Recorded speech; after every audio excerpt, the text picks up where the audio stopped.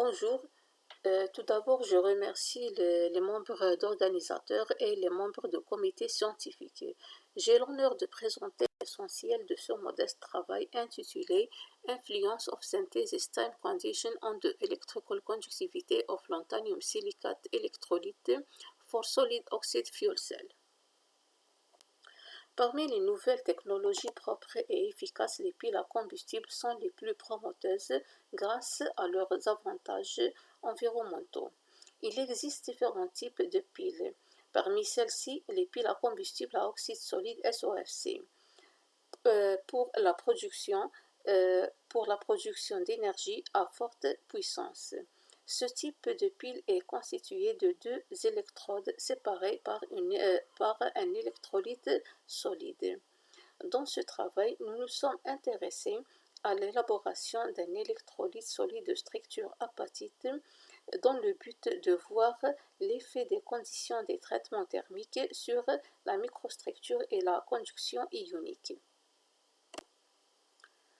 La solution solide La933Si6O26 a été synthétisée par réaction en phase solide à haute température à partir des oxydes suivants, oxyde de lantane et l'oxyde de silicium.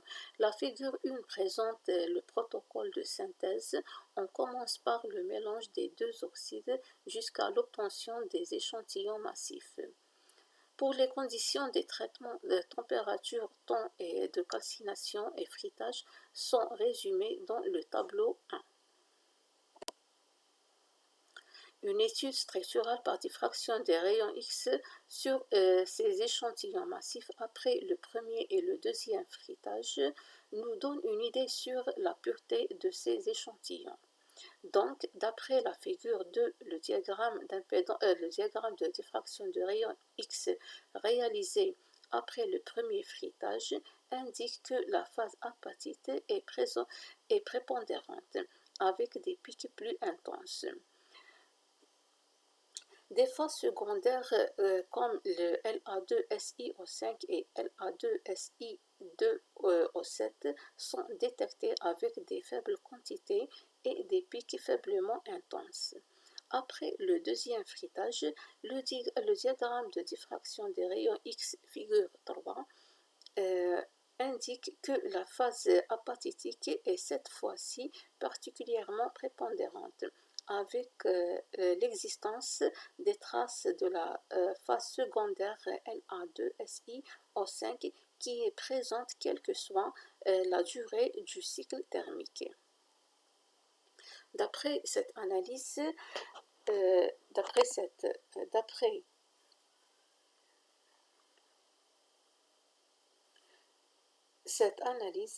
de ces diagrammes des rayons X, on peut dire que pour avoir une oxyapatite plus pure possible ou avec une moindre quantité de phases secondaires, il est nécessaire de synthétiser les poudres à 1550 degrés C pendant 8 heures. L'affinement des paramètres de maille est effectué par l'utilisation du logiciel JANA. Du logiciel JANA 2006 montre que la phase apatite se cristallise dans le système hexagonal de groupe d'espace P6-3/M. Les valeurs paramètres de maille ABC, le volume et les facteurs d'affinement obtenus sont énumérisées dans le tableau 2. Ces valeurs sont en bon accord avec ceux cités dans la littérature. Une analyse par microscope électronique à balayage de nos composés nous donne une idée sur l'évolution de la morphologie et la microstructure. D'après la figure 5, on observe que lorsqu'on augmente la durée de synthèse, les grains commencent à fortement grossir et à friter entre eux pour former de gros agglomérats. On observe aussi la porosité de ces échantillons qui peut être directement corrélée au mauvais taux de densification de ces échantillons. La plupart de cette porosité est située au joint de grain et plus particulièrement au point triple. Pour savoir les propriétés électriques de ces échantillons, une analyse électrochimique par spectroscopie d'impédance à haute température est réalisée. Cette technique donne une idée sur les différentes contributions à la conduction d'un matériau, grain, joint de grain, port, défaut, etc.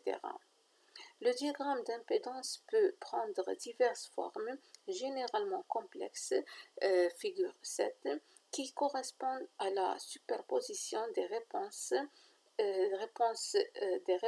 dues au joint de grain de céramique, aux grains et aux électrodes. D'après les diagrammes d'impédance enregistrés à différentes températures pour l'échantillon frité à 1550 degrés C pendant 4 heures, sont difficiles de dissocier les contributions associées aux grains et aux joints de grains par l'œil. Des essais de convolution ont été réalisés sur les diagrammes à l'aide du logiciel ZView. Nous pouvons donc constater que l'allure des diagrammes est changée lorsque la température varie. La résistance du matériau diminue et par conséquent la réponse des électrodes à basse fréquence est mieux définie.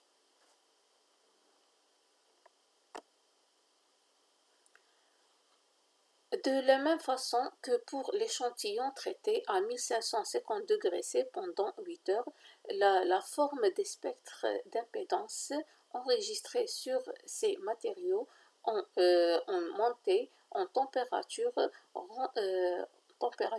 rend parfois difficile la différenciation des réponses liées aux grains et celles des joints de grains.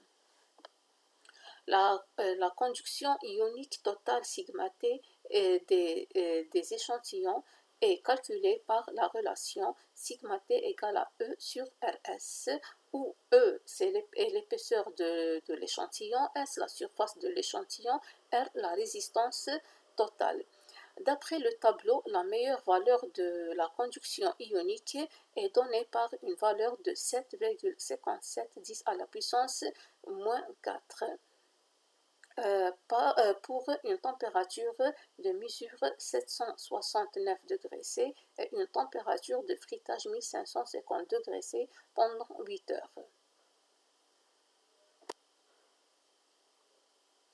La détermination de l'énergie d'activation EA est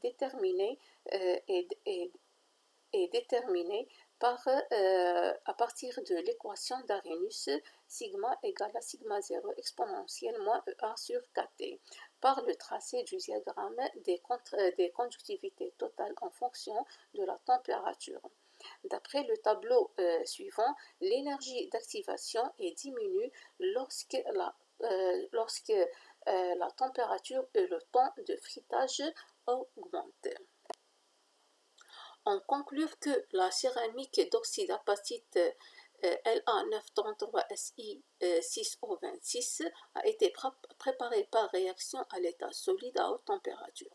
Les paramètres de fritage sont optimisés pour être de 1550 degrés C pendant 8 heures pour obtenir une haute pureté de la céramique. Les paramètres de fritage ont une influence distincte à la fois sur la teneur de la seconde phase et sur la densité de la céramique. La morphologie des grains, la taille des grains va influer sur les valeurs de conductivité ionique mesurées. Et merci pour votre attention.